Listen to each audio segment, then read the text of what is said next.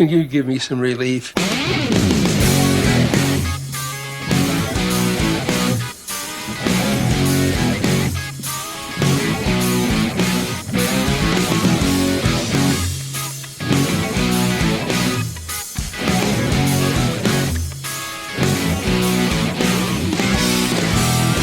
Hello, everybody, and welcome to episode 79 of the Ron and Brian podcast. I am Ron, as always, joined by the man who has formed an exploratory committee for a potential 2020 Democratic presidential run, Brian. Brian, it's been a while, my friend. It's been 9 days since we last recorded. How are you? I am doing spectacular. Not sure I'm going to bring the energy today. Don't really feel as hyped up as I have in the past. The level that I normally bring to the table. I'm just kind of feeling not necessarily blue, depressed. Just don't know that I've got the pizzazz, the wow that you have come to depend on. All right. Well, you know what might get you going? What? A nice beverage. Drink of the week. Na zdrowie! Salud. Drink of the week. Proszę! Prost. Drink of the week. Drink of the So week. what Drink is of the it week. that you Drink are of the imbibing for this episode? I went real easy, real smooth, old-fashioned beverage from my childhood. I went with a Jack and Coke. All right. Always good standby here. I went beer, not surprisingly. Since we are now past Halloween, we are thoroughly into the holiday season. From Akron, Ohio, this is the Hoppin' Frog Brewing Company and their Frosted Frog Christmas Ale. An ale brewed with cinnamon, ginger, and nutmeg. I had actually never had this one before, so let's take a Ron? little sip here. Ron, how on earth are you drinking a Christmas beer on November 7th? It's just straight into No. Christmas. No, you are Fuck the people that we Thanksgiving. hate. You are the people that I hate. Really?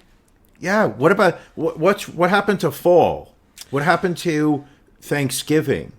I mean, What happened to Oktoberfest beers? it's all about the Christmas now. Happy holidays, Brian. Well, bah humbug to you. All right, that's fine. So just Jack and Coke. I'm a little disappointed. I'm not gonna lie.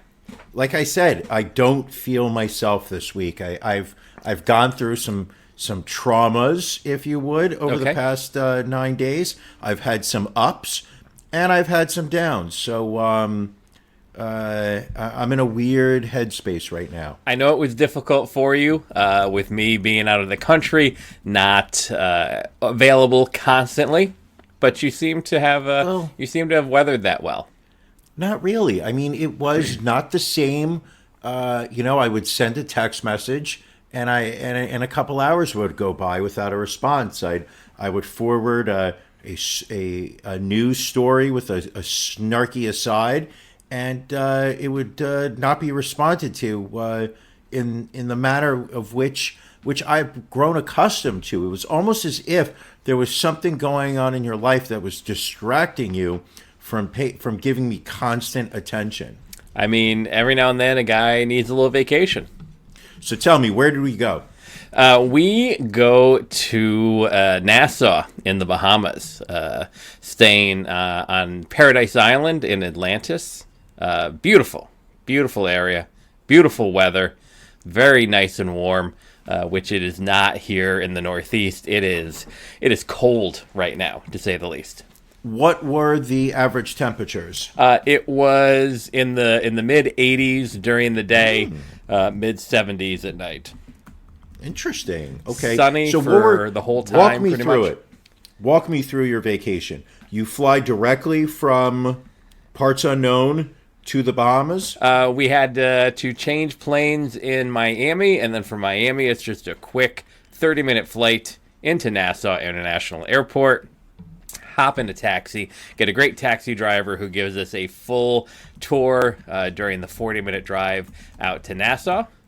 And then that was actually our anniversary day. We were married on Halloween 6 years ago.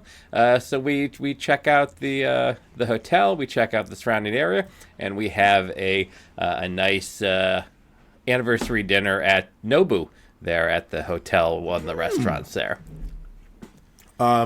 Where did you exchange anniversary gifts?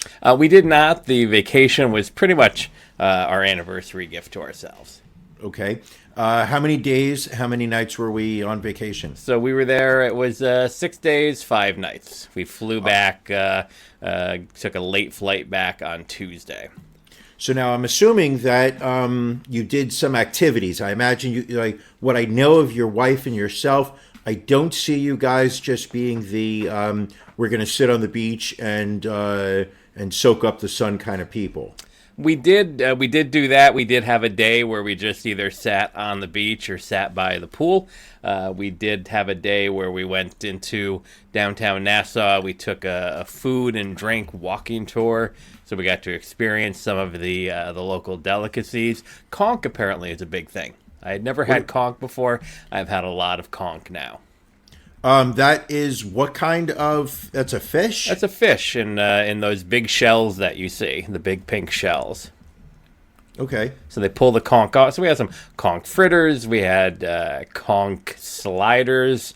We had conch chowder. So there was a lot of conch. We had conch salad, fresh conch salad. So that was one day. We had another day where we took a small plane out to the Exuma area, where there's about 350 different islands out there. But we started off in Staniel Cay, took some tours around. We got to see a grotto where the part of the movie Thunderball 007 was filmed years ago. So we got to do some snorkeling inside of the grotto. We got to see the famous swimming pigs of Nassau. Now, that's not really an appropriate way to speak to the overweight women of that island. That's, actually, I would have thought that you would have been a little bit more sensitive to some of the hereditary issues that the local population are experiencing. These were actual pigs. So it's an island that pigs live on. Ron. Yes. Ron. They are grown women, and you need to refer to them as you, it's not, you can't, simply because you don't like the way they physically appear, you cannot just call them pigs. That is insensitive. So anyway, the boat pulls up and they run down the beach. They hop into the water. They swim out to the boat. You feed them some bread. You can pick the babies up. You can. It was an experience. It was pretty cool. You picked up a pig? I picked up a pig. I'll have to send you that video. I held a pig. I saw some of the women you were dating in college, so this would not have been the first time. Hey-o. Yeah. So we went from the swimming with the pigs. We went out to a sandbar that's pretty famous out there, apparently, for the locals, so you could walk around before the tide comes in. And then we went and we swam with sharks for a while. There was an area where in Compass Cay where you can swim with nurse sharks and you can actually pet the sharks as well, feed the sharks. So that was kind of cool. Had some lunch at the Staniel Cay Yacht Club. Then back out, we saw an island just inhabited by iguanas, which was interesting, but just beautiful, beautiful beach right there where you could just lie in the water. There's nothing else around. And then we finished doing some snorkeling out by a plane wreck. Apparently one of Pablo Escobar's drug planes crashed in the ocean years ago. So you can snorkel out and you can swim down and you can see the remains of the plane at the bottom of the ocean. Now, were there any packages that were floating in the water near this plane? It appears that it's been picked clean. I did not have anything to bring back for you. Interesting. Now, at what point did you partake in the traditional search for Natalie Ann Holloway? That we had booked that, and we ended up not having enough time for that. It's quite possible that she is still missing since 2005. You may have been the one to have found her. I guess we should have put in a little bit more of an effort. Now, you didn't bump into Joran Vandersloot at any time, did you? Not that I saw. I believe, isn't he in prison now? He might have been let go by now, but I'm not sure. But apparently he's, a person of interest in this case. So I will say this: the people of Nassau, the people of the Bahamas, for the most part, very nice people, except for those people trying to sell you their wares. If you walk through downtown Nassau, I equated it to going to Canal Street in New York City. Just very aggressive people trying to sell you knockoff merchandise. Did you buy any? Did not. I bought a couple cigars, so I have some cigars here that I still need to smoke. Maybe I'll bring them up the next time I see you, so we can enjoy. I believe we already have a date on the calendar. We but do, we're not talking. No, We're not talking about it. nothing. But that's actually coming up next week. I'll be up there for the Witch Taint show. I thought that was the end of the month. That's the 22nd. That's in 2 weeks. Excuse me. 2 weeks. Okay, good. But check your calendar, as Will always. do. Check your calendar. Yeah, there wasn't really anything. I mean, they had like some straw hats, and they had some nice hats, but they all said Bahamas on the brim, and I'm like, I don't really want it to say Bahamas. I just want a nice hat. But You would like a nice and they're hat, like, yeah. they're like, beautiful lady, Mista. I'm like, just leave me alone. We just want to try and shop. Well, the thing is, you don't want to be that guy walking the streets of suburban Pennsylvania with a hat that says Bahamas. Because Right. you're clearly you're advertising to everyone, hey, you got that hat in the Bahamas, didn't you now? And you know what they still have, which I guess kind of surprises me, is the Slavery? the little visor that you can put on with the dreadlocks attached to it. So you have all these like older white men walking around with fake dreads, and I'm like, that doesn't seem very woke to me in this day and age. No, not. Please tell me you got a photo of that. I did not. It was I did not have my phone handy at the time, but yeah, I enjoyed the Bahamas. Don't enjoy being back. I'm already coming down with a cold because of this temperature change. It just sucks being back in the States. I could have just stayed down there. Very beautiful weather. Well, I don't know if it's going to make you feel any better, but I appreciate having you back on solid American ground. Thank you. Do not need to carry your passport. You are welcome here. This is your country. This is the land where you get to kick other people out. So that was. I mean, I had a great week. Brian, anything interesting happened to you in the past week? I received my final paperwork on my divorce. Oh, It's wait. official. So, ladies, we got a single guy here. And, I've his got pockets the- are full with that podcast cash. Oh, the Patreon money is literally burning a hole in my pocket. What else happened? Anything interesting? Anything good? Anything bad? Anything you want to reveal to the listeners out there? Well, I would like to segue into a story by reminding people that November is Prostate Awareness Month. Very important. And one of the reasons why it's so important is the fact that it is a part of the body that affects men. So what happens is so isn't September National Prostate Cancer Awareness Month? It could be.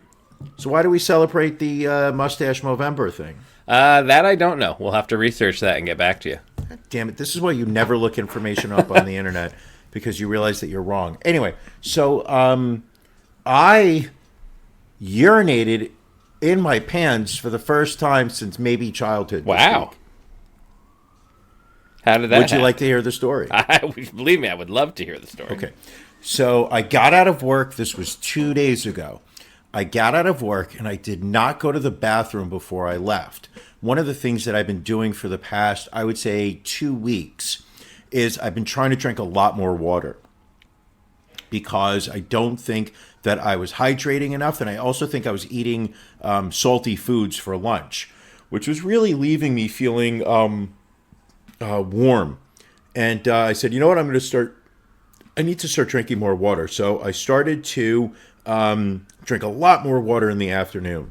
So on Tuesday of this week, I get out of work, put my jacket on, take the elevator down, get on the subway. And when I got off the subway near where I live, I had to run a very quick errand, which was to go to my laundry and pick up my clean clothes that I had dropped off the day before. So as I am on the subway, probably I would say I've entered Queens, so I'm no longer in Manhattan. I start to realize, oh, I have to go to the bathroom. Okay, not a big issue. Just going to hold it in. Just run the quick errand, pick up my clothes, bring them back to the apartment. I'll be good.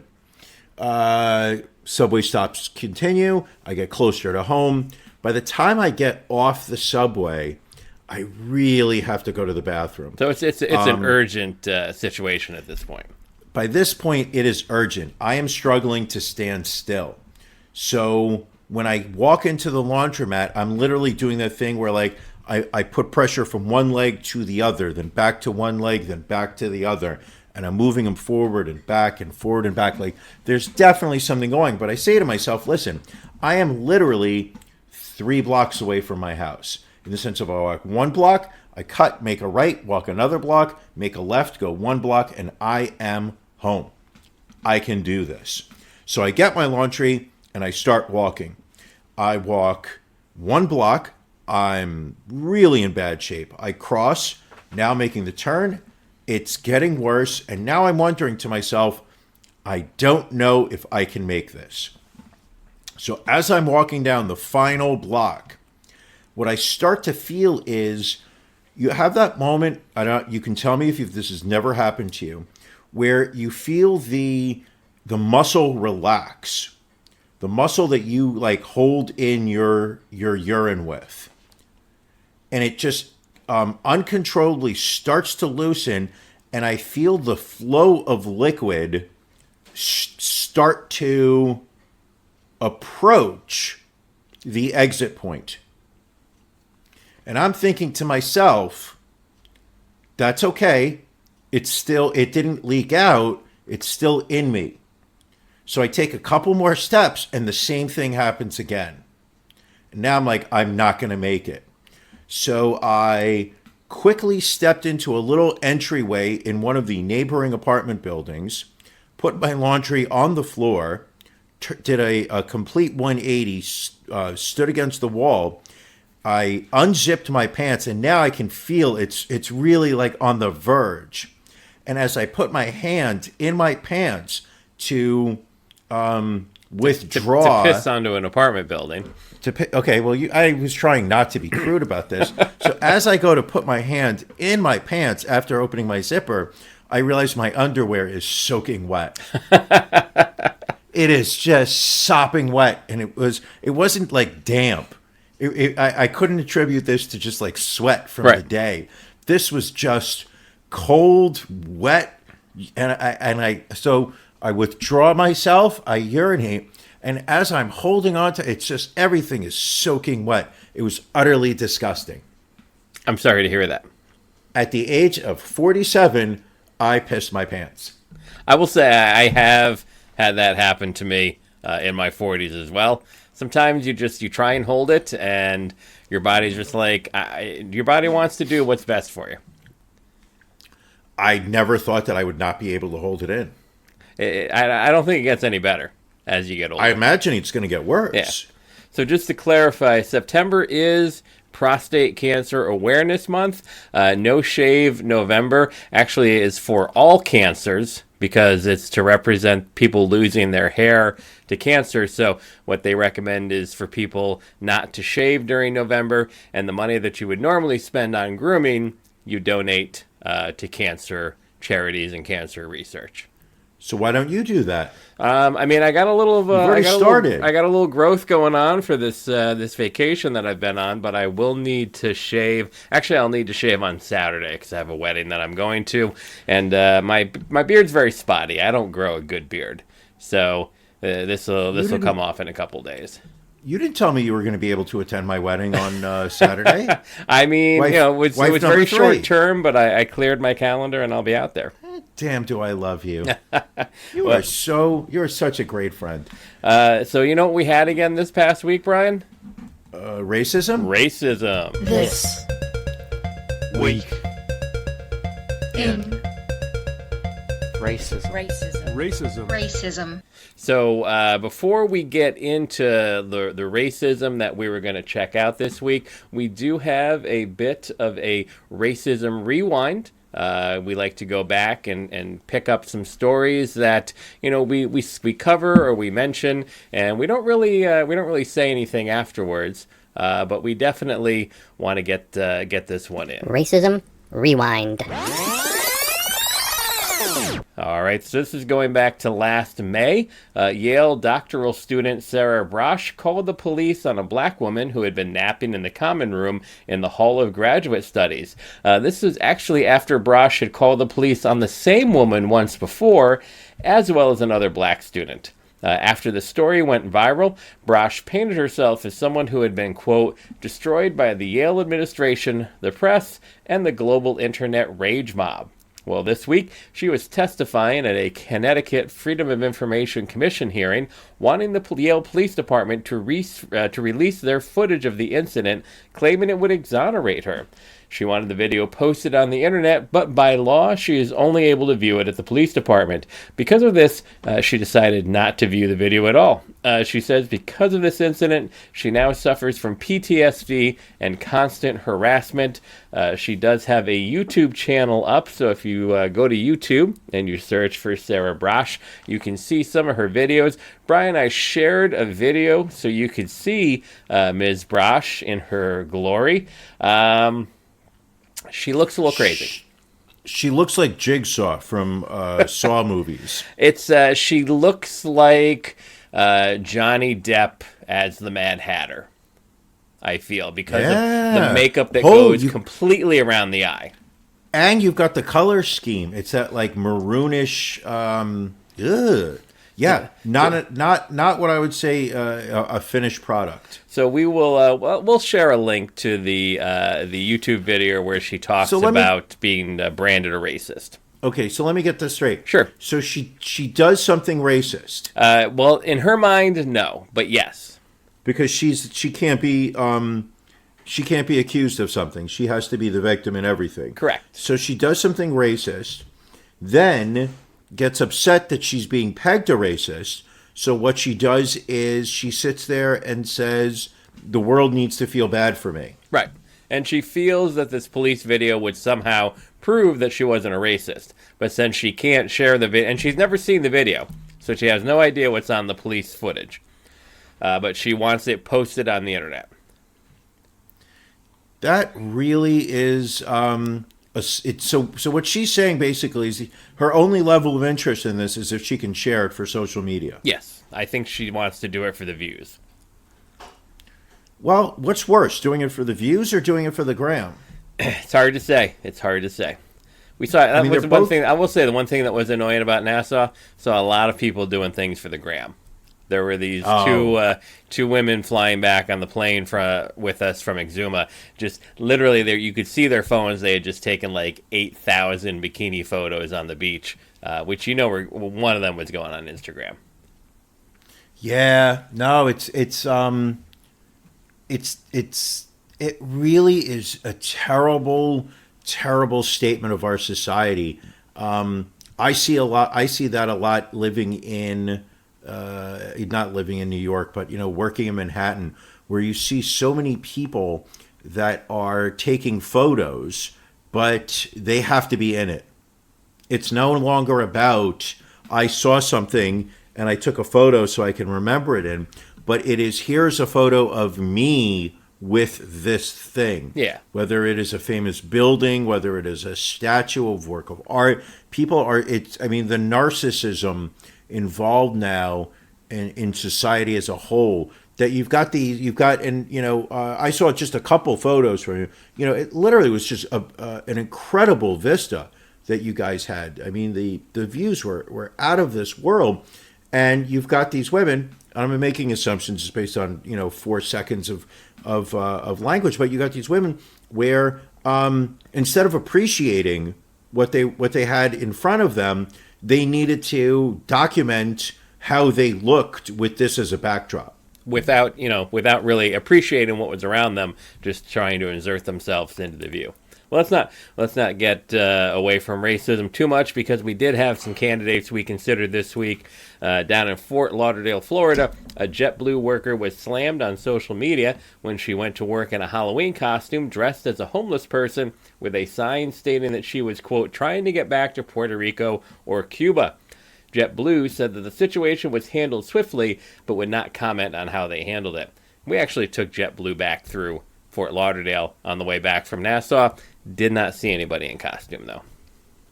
I actually like JetBlue. I had a very positive experience with JetBlue, so this is disappointing to see.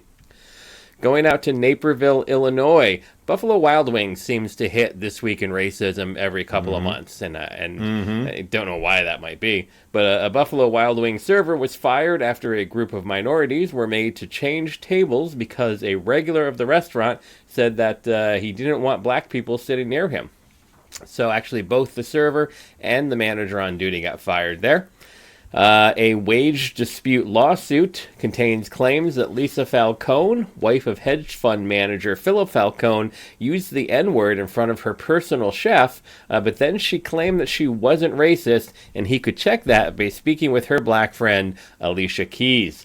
After meeting his new girlfriend, who is black, the chef claims that Falcone said, quote, "Your girlfriend speaks very well. She seems educated. I would describe her as a chocolate-covered marshmallow." She then went on to ask him if he uses the N-word at home with his girlfriend, according to court papers. Alicia Keys was apparently not available for comment as to if her friend was racist or not. But our candidate this week is coming to us from North Carolina, as many of our candidates do. This is an assistant football coach at Knightsdale High School who has resigned after he posted a video to his Instagram while celebrating a team win, while he uses the phrase white power as well as dropping the N-word. It's not great audio, but we do have the clip of the video that he posted to his Instagram. So that was John Hoskins. He claims that his players, most of whom who are black, encourage him to use the N-word. He also states that he has black friends that are okay with it when it slips out, quote, once a year. He said he was resigning so he wouldn't become a distraction to the team during the season. Brian, thoughts on Mr. Hoskins?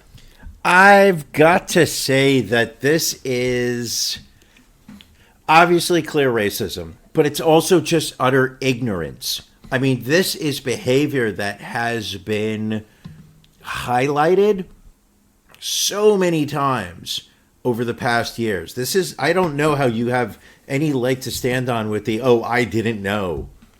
Well, and my high school students say it's okay for me to use it. All right, you're a 32-year-old man.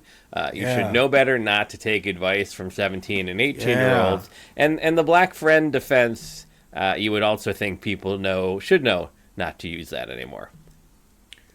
Yeah, that, and you know what? I'm going to say this to you. If you can get that black friend to stand up and say, oh, it's okay with me.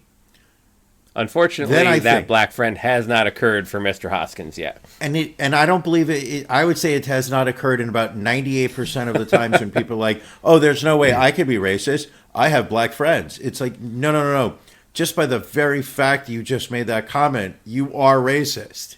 So former coach Hoskins goes up against our defending champion, Heather Patton. Heather is going for win number 4. It's been a couple of weeks since we found some competition for her. So let's just have a quick little reminder of Heather's racism. I would kill a nigger, but the law says I can't kill the niggers.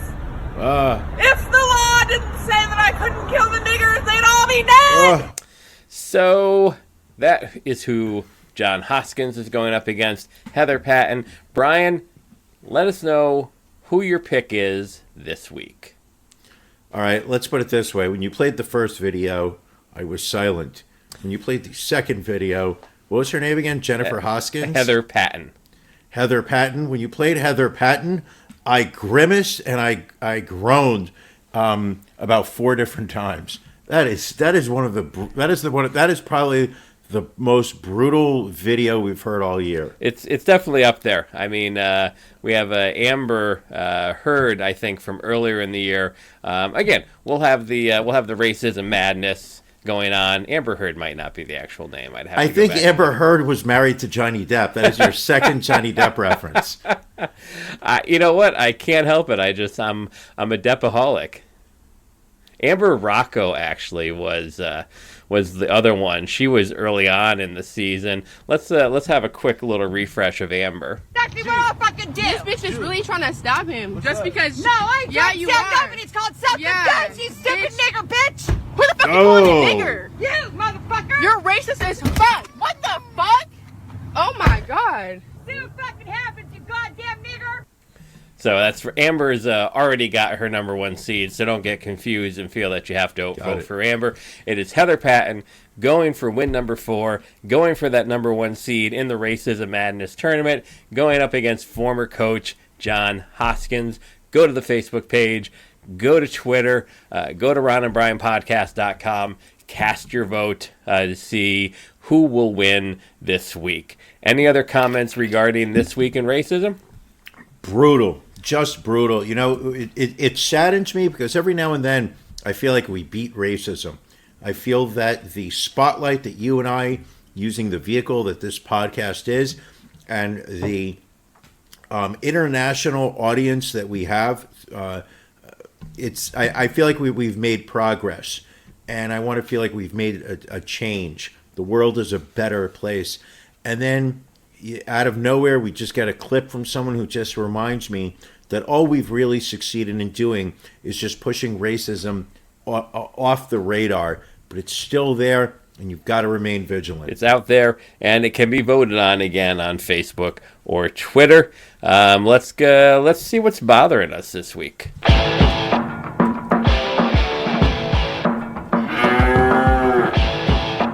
Ron and Brian's Beef of the Week.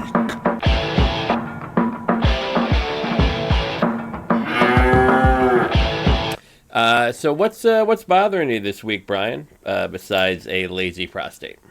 Okay. Well, yeah, that was actually my beef of the week for most of the week. And then I noticed that there was something going on in society as a whole that needed to be exposed. Okay, what's that?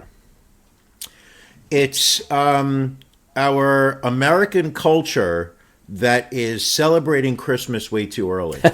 So Was this before I had my Christmas ale? Earlier this week, I went to my local Duane Reade because being the ever frugal American that I am, I knew that waiting until after Halloween, I would be able to buy myself 2-for-1 bags of Halloween candy. And for those who don't have Duane Reade in your local area, it's like a CVS, like a Rite Aid, like A Walgreens. something along those lines. So I walk into it, and I go to where the candy aisle is, and I'm looking for 2-for-1 specials, and what do I see? I see Christmas candy. Oh, shit. I see bags of red, bags of green, bags of silver. What I do not see are bags of half-price candy that are priced to move. Pissed me off. Then I had to pick up a birthday card for a coworker of mine. So I walked towards the back of a local Hallmark store and saw that the Christmas cards are everywhere. And it is November 4th. And I'm seeing Christmas cards everywhere. So it literally was just like, listen, this world has become so commercial that retailers are cashing in on the Christmas holiday spirit, trying to stretch that out so people are willing to spend their money. And then my beloved Ron, my podcast partner for life, decides the first week of November to start drinking Christmas-themed beers. What happened to Thanksgiving? That is my favorite holiday of the year. Is it? Okay, I was not aware of that. This year, well, we spoke about it a year ago, but obviously you don't listen to me. But what happened to the people celebrating Thanksgiving? You know, it's not as sexy as Halloween or Christmas. I think it's that Excuse me. placeholder in between October and December. If there is anything that is a sexy holiday, it is Halloween. You weren't on the gram the way I was, while you were away. No. But Halloween, the costumes that people are wearing nowadays, not just women and young girls, but also men in general.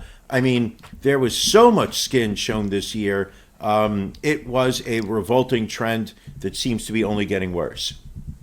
I'm sorry you feel that way. I will refrain from any additional Christmas-themed beverages until after Thanksgiving. Thank you. That's all I asked. All right, you're an easy man to please. I'm not asking for too much. So, what's your beef? So again, I was traveling this week, so it's not surprising that my beef has to do with traveling, and it is people that travel with ridiculously large families of small children. Case in point, we are flying back from Nassau. We are at the airport in Nassau, already a little cranky because we've been in paradise for 6 days. We don't want to leave. And so there is a family there on the flight getting ready to fly out with us. 4 kids, I'm going to say, in between the ages of 4 and 10.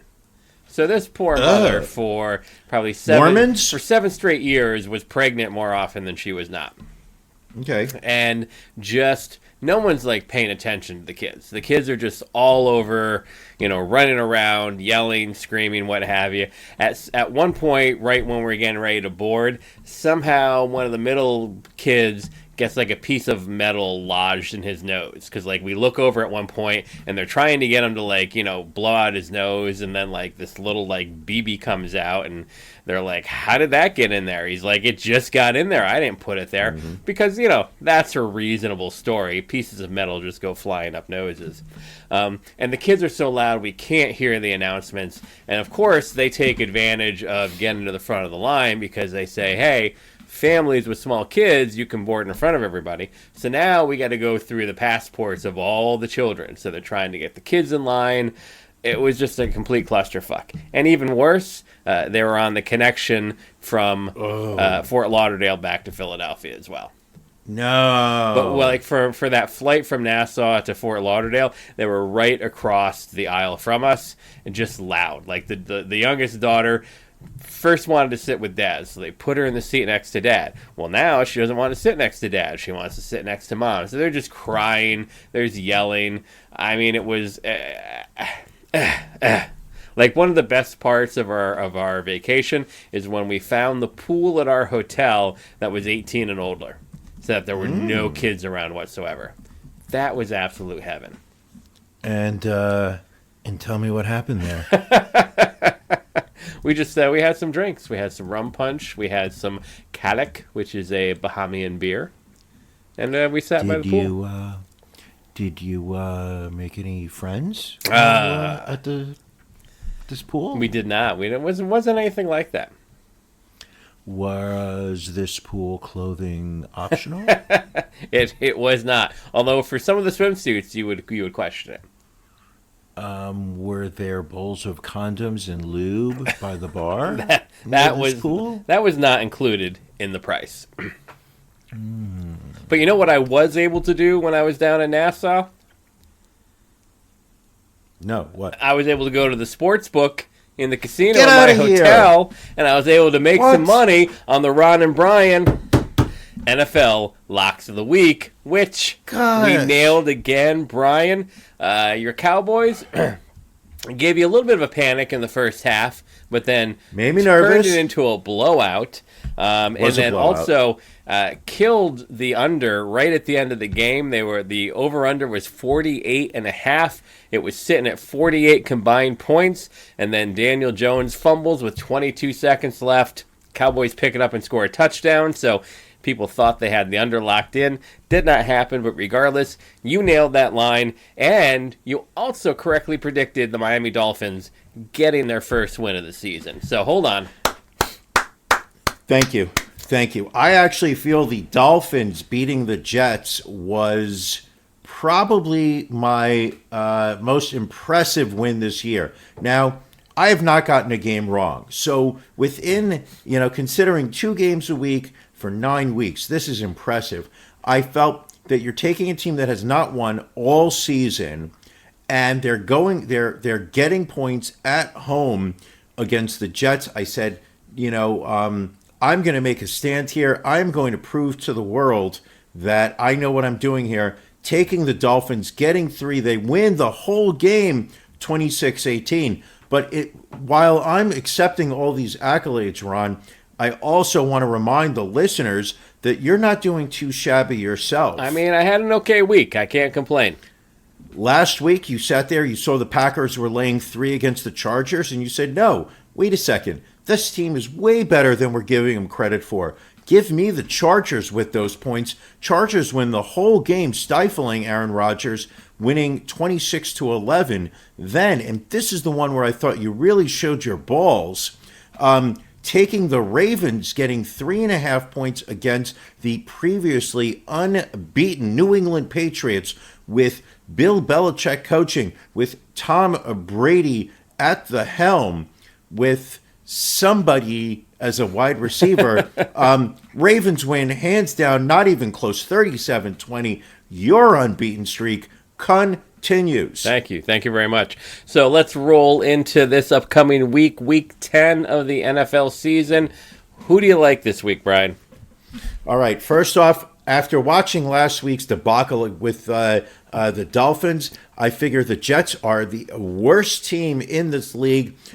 Giants are playing in MetLife Stadium as an away team, only laying 2.5 points.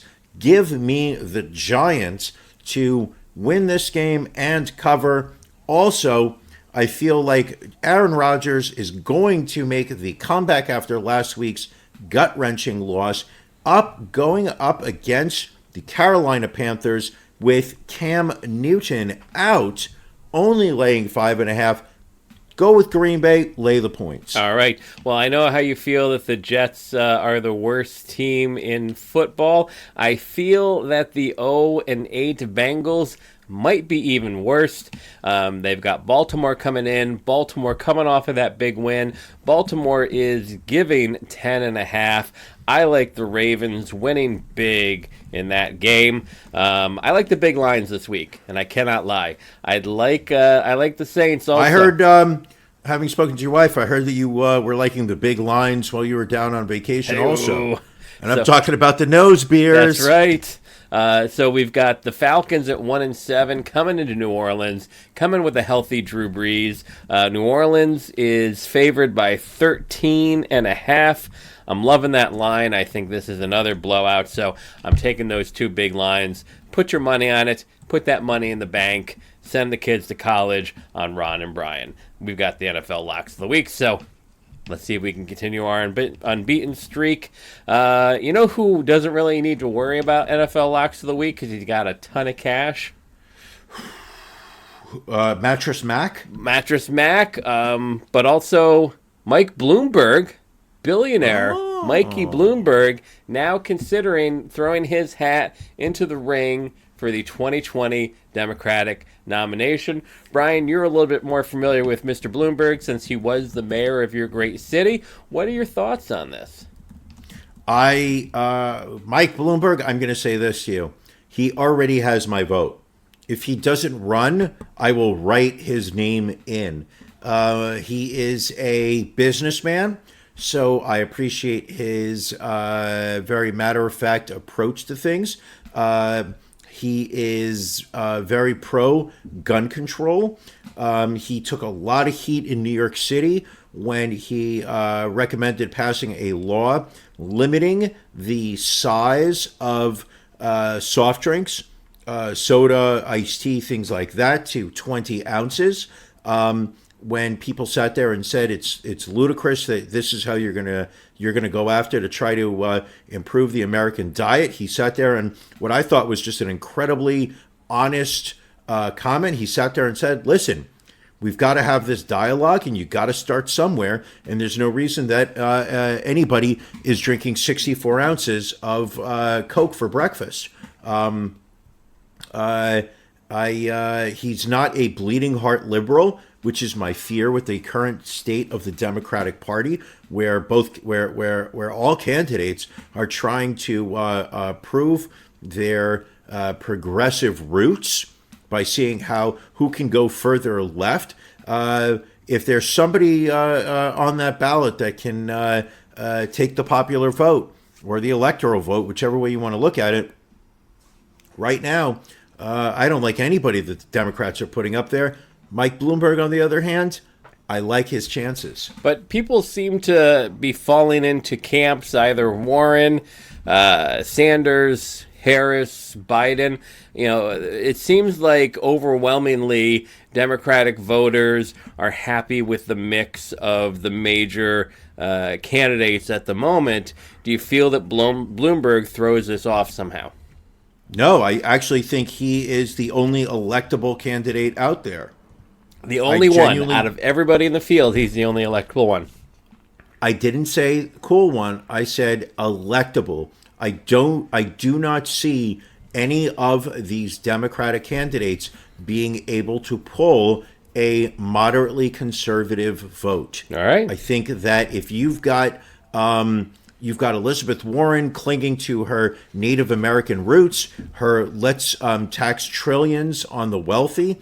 You got Bernie Sanders, who's basically saying we're going to abolish ICE. You've got Natalie Ocasio-Cortez, who almost comes across like she is running the Democratic Party. And her Green New Deal. It literally feels like the Democrats are they're trying to prove how it's more important to them to prove that they are more liberal than the other candidates, rather than trying to show that they are the best candidate for president. And as they drive themselves further left, they make themselves less and less of an attractive candidate. Now, one thing I did see before we started recording tonight is that rumor is that Eric Holder is also considering a run for president for the Democratic nomination. Get the fuck out of here. What are your thoughts on Mr. Holder? Eric Holder, didn't he shoot the rapper? Who? Eric Holder. He's the guy who shot Nipsey Hussle. I don't believe that's the same individual. Yes, he is. Eric Holder allegedly killed Nipsey Hussle after the rapper accused him of snitching to the cops. Different Eric Holder. This was the Eric Holder that was part of the Clinton administration. Listen, we all know the Clinton administration was shady as shit. Okay, you've got Hillary Clinton out there killing Epstein. You've got the body count that Hillary and Bill are claiming. This guy goes out there and kills a beloved L.A. rapper, turns around, goes, "Oh, that wasn't me. That was a different Eric Holder. I should run for president." Listen, I don't believe you can trust anything coming out of that Clinton administration anymore. All right. Well, we also lost Beto O'Rourke. He ended his presidential campaign. We haven't done Ron. We haven't gotten to celebrity obituaries yet. Hey-o. So if we're losing Beto O'Rourke, you got to save it for that bit. I mean, where do we think Beto went wrong? I mean, the Vanity Fair cover started off his campaign. He felt that he was born to run, but apparently he wasn't good enough. I think it was the lazy attempts to speak Spanish. It suddenly made it felt so inauthentic. Listening to this clearly Caucasian man with no Spanish training, me llamo es Beto O'Rourke y yo gusto tamales. Like it was such a poor pronunciation that I think anybody who was legitimately Hispanic were immediately turned off by him. And do you think he kind of shot himself in the foot by constantly saying that he would not run for Senate if his presidential campaign failed? He does. I mean, it did seem that he was a shoo-in for the Senate seat that comes up for election in 2020. I think he shot himself in the foot when he said that he was going to take all the AR-15s off the streets. It certainly didn't help him with a section of the population, no question. You didn't like that pun? It was good. It was a good correlation. I liked it. I thought I was going to get a little bit of a better response. All right. Okay. No. Listen, we've been doing this podcast for 79 episodes. I'm still trying to figure out exactly where your funny bone lays. You hit it sometimes. I'm not gonna lie. Only thing deader than Beto's campaign would be Jeffrey Epstein back in the news again, despite being dead for a long time. We cannot forget it. The internet will not allow us to forget about Jeffrey Epstein, which I think, and I will say this for the young women, and in his case, the very young women that were raped, assaulted, molested, trafficked, sold, traded by this man. The fact that he was allowed to skate off with a death in prison rather than facing a trial and a sentence. The fact that, it would be very convenient for these women and their stories and what they suffered from to just fall off the face of the 24-hour news cycle. It would be very convenient for them. But I give the internet credit. The meme world is standing up, refusing to let Jeffrey Epstein's murder just slide away. And what I appreciate is that this has it really is the driving force, is the internet meme world. With the Jeffrey Epstein didn't kill himself. Suddenly, you're actually seeing it references to him back in common culture, and I am all in favor of it. I mean, there was a gentleman on Fox News the other day. He was a handler of these military dogs that were involved in the raid that killed the leader of ISIS the other day. But he commented on how people shouldn't have these dogs, and then at the end said, "Oh, and Jeffrey Epstein didn't kill himself." Yes, and while he was handling dogs, you were handling pigs. It's amazing how that happens. It's all full circle. So Jeffrey Epstein dead. Also, who else died this week? We have a few celebrity obituaries to talk about this week. Where to start? We'll start off with America's dad in the inner city. John Witherspoon, famous star of the movie Friday, famous star of Wayans Brothers, passing away at the age of 77. He was the generic, and I'm not saying he was generic, but when Black Hollywood needed to go and find a father to play the role of the mentor of the male lead, Hollywood knew John Witherspoon was the only man that could play that role, passing away suddenly this week at the tender age of 77. We're going to miss him. I mean, I first came into his sphere of entertainment in the movie Hollywood Shuffle that was put on by Robert Townsend. But that man also appeared in Boomerang, Vampire in Brooklyn, The Ladies' Man. I mean, who can forget his role in Fakin' Da Funk? But really, his breakout role in 1995, playing Ice Cube's grumpy dad, was Friday.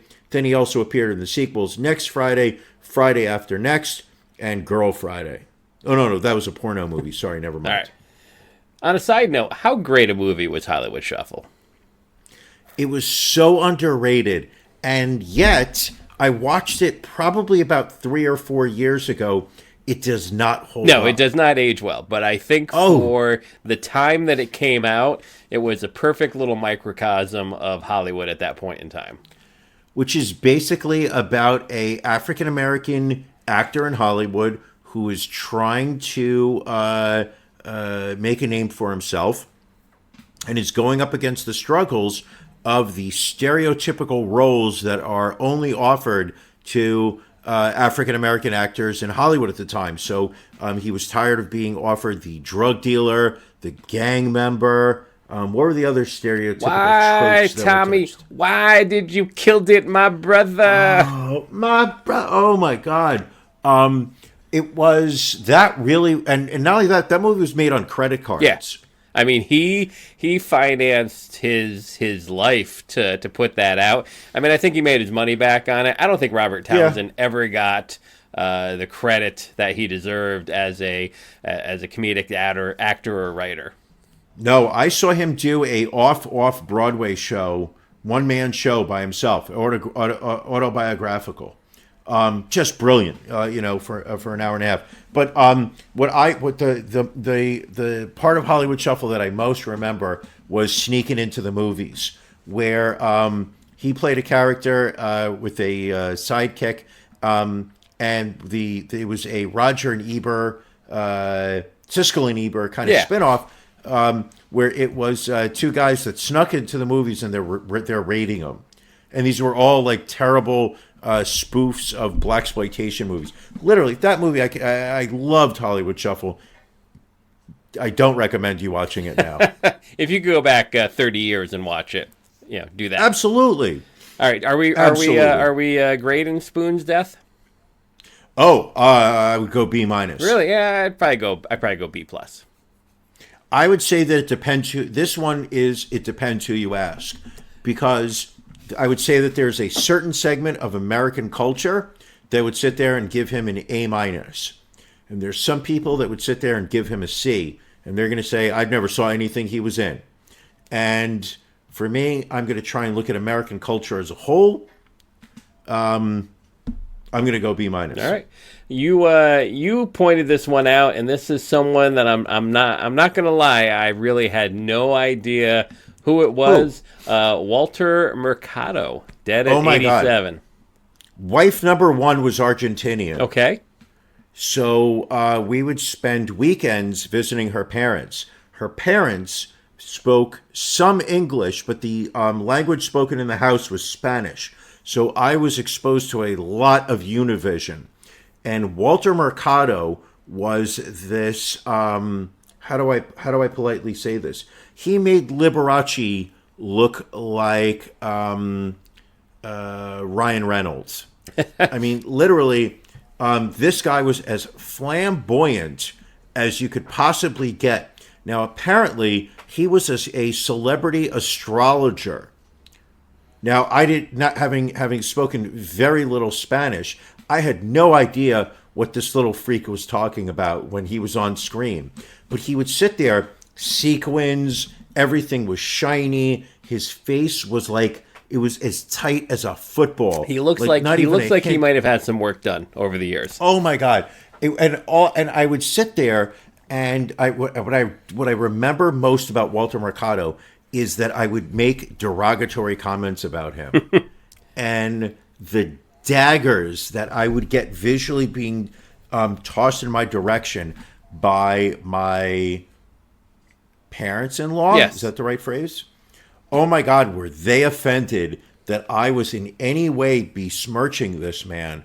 And I didn't know the first 3 times I saw him on TV, I thought it was a woman. So they would only figuratively shoot daggers at you versus Correct. The literal dagger that their daughter would shoot at you years later. Several years later. Okay. Years later, she did throw. It was more of a steak knife than a dagger, but I appreciate the fact that now you actually show that you do occasionally listen to me. Walter Mercado, I mean, in the Hispanic world, this man told you what was going to happen in your life for the next week. Finally dies after a elongated struggle with his plastic surgeon. Passes away San Juan, Puerto Rico, in his late 80s. I mean, I got to give this one a C-. I don't know that it has the mainstream love that you might see. I think it's very segmented, the people that know who this is. I'm going to give this man a D because I believe he got a D quite often in his life. And then finally, the Hollywood Superman, Christopher Dennis, died at age of 52. Now, here's my question to you. Yes. And you may sit there and go, I'd never heard of this guy. I don't know who he is. I watched a documentary. I think it was on Netflix. It was called Confessions of a Superhero. And what it was they interviewed the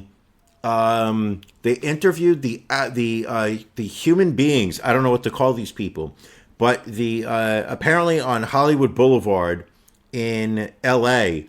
are people who dress up like famous Hollywood characters, and they sell pictures that you take a photo with them, and they will, charge you a couple bucks or whatever. Now, the documentary, they interviewed a guy who was, I would say he was physically similar to Christopher Reeve. Very similar. So he was Superman. There was a guy in the movie who dressed up like Batman. And what they did was, not only did they feature a day in the life of these people while they were working, but they also followed these people at home. And they interviewed them about their childhood, how they, what road in their life got them to making a living, basically, dressed up on Hollywood Boulevard looking like a celebrity. Literally, it was the kind of thing that is right up my alley. It was so painfully depressing because these people's lives were so sad. Like, here was a guy who was living like on his friend's couch. And, and the other part was the fact that these guys are getting into fights with each other because they're fighting over real estate on the street. Well, and in 2017, he was beaten with a golf club and had his uniform stolen. Well, that wasn't even the worst thing that happened to him. He was found dead in a garbage dumpster. There's that. He was found in a clothing bin, dead at the age of 52. A lot of celebrities, knew him from his time on the Hollywood Walk of Fame. And again, if you look at his picture, a big likeness to Christopher Reeve, even more of a likeness now that he's dead. But I got to go D+ on this one. Oh, I'm going to go E+. This guy is so far off the radar of deserving a rating. Had it not been for two things. One, I watched a documentary about him probably about 10 years ago. And number two is that he dies in one of the most pathetic ways. Well, we will miss you, because the police, Hollywood Superman. The police even say that they believe that he was in the dumpster looking for something to wear. Poor guy. Who else we have sympathy for this week is T.I.'s daughter.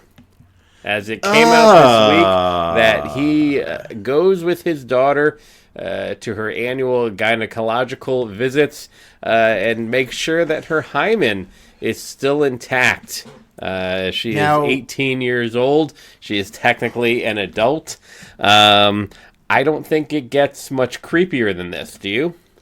Well, this is my question, and it's such a creepy story that I did not want to delve any deeper. Now, is he actually checking, or is he bringing her to the doctor? He goes with her and having a doctor check. Yeah, he goes with her to her OBGYN appointments, and apparently asks the doctor to confirm that her hymen is still intact. Now that sounds like some straight up ISIS shit. And he was dragged across social media, and I think the very telling thing is there was a number of tweets, a lot of anti-TI tweets that his daughter liked, like a lot of people trashing her father on social media, and she is liking these tweets. That's awesome. Which a lot of people are like, this is a cry for help for this poor young woman. Well, fuck yeah. I mean, I don't know. I understand, you want your father involved in your life and you want him to be concerned about your well-being. This seems to cross a line. I thought you were going to say she enjoys the lifestyle that he provides for her. I mean, I'm sure there's something for that, too. I'm sure. Like, I'm just going to say this.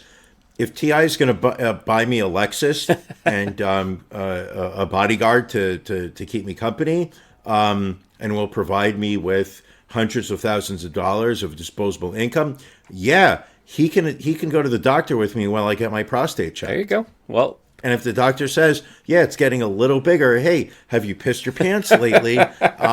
We should talk about it. I'm okay with T.I. knowing. Tweet at T.I., see if he can get at you. Don't at me.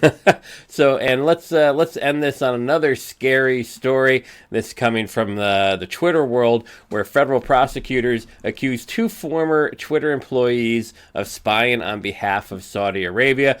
Ali Azabara, a Saudi national, and Ahmad Abuama, a U.S. citizen, apparently used their access at Twitter to gain sensitive and non-public information on dissidents of the Saudi regime. More specifically going up against who's the MBS? Is that the prince there? Mohammed bin Salman. Yes, MBS. So kind of frightening. I don't know that you assume that you have a level of anonymity or protection of your information when using any social media platform, but when you now see that there are employees within these companies that can be bribed, that can be swayed to spying on you by governments that clearly don't have an issue doing harm to other individuals, it makes you think. It really makes you think. I actually see this story from a scarier perspective. And which perspective is that? Is that it is now viewed by countries throughout this world that America is a land where you can pluck us apart. I don't believe this shit would have taken place under a different administration. I don't believe that the Saudis would have felt so what's the word I'm thinking of? I don't want to say emblazoned. Emboldened, that's the word. You knew where I was headed, yes. But they knew that they could, spy in America and get away with it, where they were not afraid of getting caught because the current administration is little bitches. In bed with Saudi Arabia, basically? Bitches. Oh, absolutely in bed with them. I don't believe this shit would have happened under a different administration. I don't believe that they would have felt so comfortable just going after their political enemies on American soil. That is not something that would have happened in under other administrations. Yet under this one, there is absolutely a sense of we'll do what we want, and you're not going to do a goddamn thing against us. Well, it'll be interesting to see. There's a third man, Ahmed Al-Mutari, also from Saudi Arabia, who acted as a go-between between the two Twitter employees and the Saudi government. So the only individual that's been arrested so far is Abu Ammo. Jared Kushner? Oh, sorry. Al-Zabara and Al-Mutari are believed to be in Saudi Arabia, and federal warrants have been issued for their arrest. It'll be very interesting to see if the federal government really pushes Saudi Arabia to turn these two individuals over. Nope. And we'll also be interested to see what happens with the individual that's in custody. Again, Trump is in the pocket of MBS, along with many of the dictators out there. I'd be curious to see if this administration really pushes a hard line against anyone from Saudi Arabia that did anything wrong. They can't. So anything else? They are... No, there was one thing I wanted to end on. Yeah, what's that?